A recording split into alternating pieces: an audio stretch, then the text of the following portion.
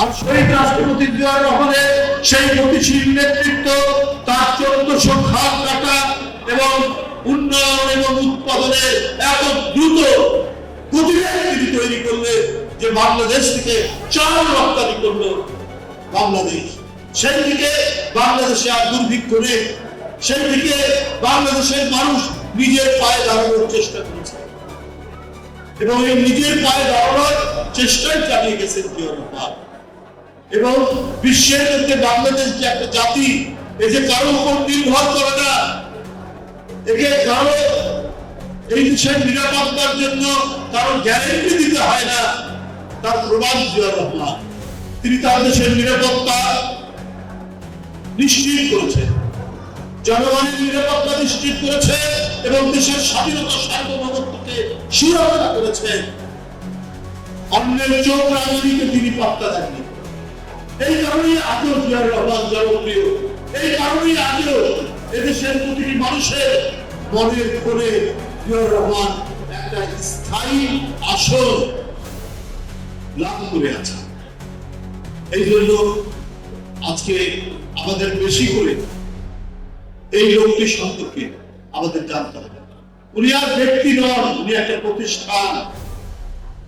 তার রাষ্ট্র পরিচালনা, তার জনকল্যাণমূলক কাজ, তার দেশপ্রেম, তার খাওয়া দাওয়া, তার কাপড় চোপড় পড়া, সবকিছুই যেন একটা কিংবদন্তির মতো। ওই সময় একজন এক্সিকিউটিভ ইঞ্জিনিয়ার কোন একটি জেলার রাষ্ট্রপতি গেছে, আমাকে গল্প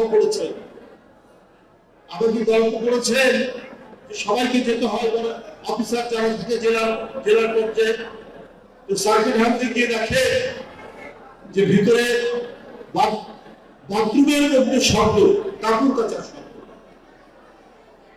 তার দুটো মাত্র সাফারির শার্ট, একটা পরে দিলে তারপরের দিন করবে কি, এবং সেটা নিজে কেচে সেটা নিংড়িয়ে বাইরে এসে তিনি একজনকে দিলেন মেরে দেওয়ার জন্য। একজন রাষ্ট্রনায়ক মানুষের মনে বেঁচে থাকে, এই কারণেই বেঁচে থাকে।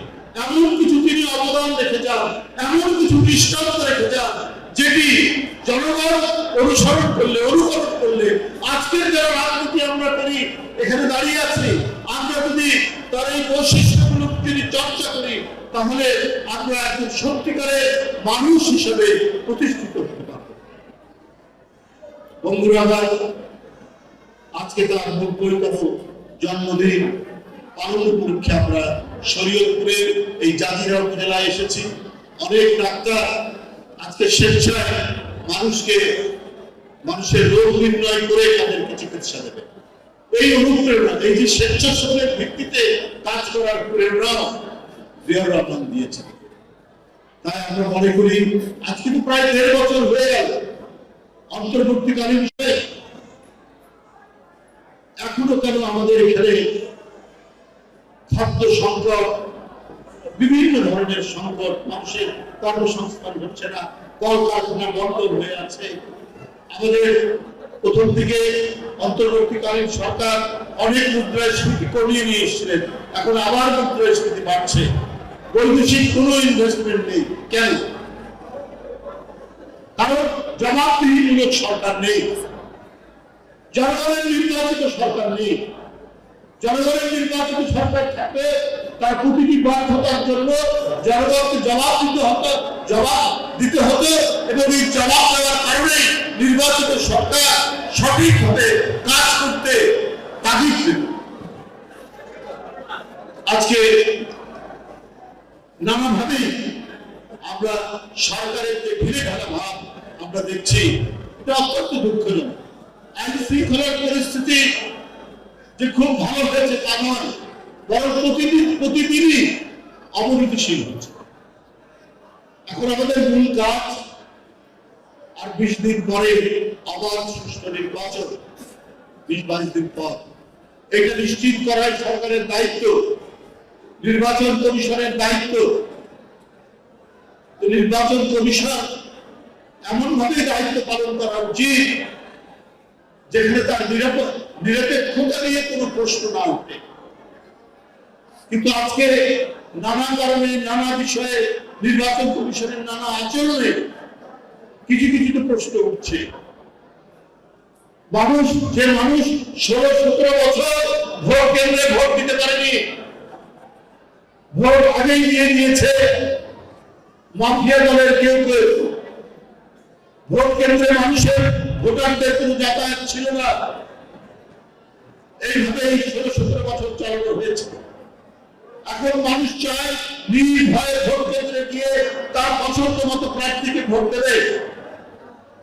এটাই তো হওয়া উচিত, এটাই তো মানুষ চায়। তারা ভোটাধিকার বঞ্চিত ছিল 15-16 বছর।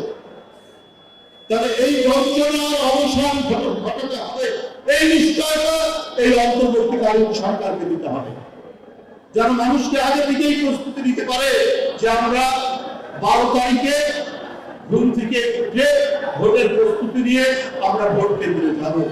এই কারণে যত ধরনের প্রস্তুতি, নিরাপত্তার প্রস্তুতি, এটা তো সরকারের নেওয়া উচিত।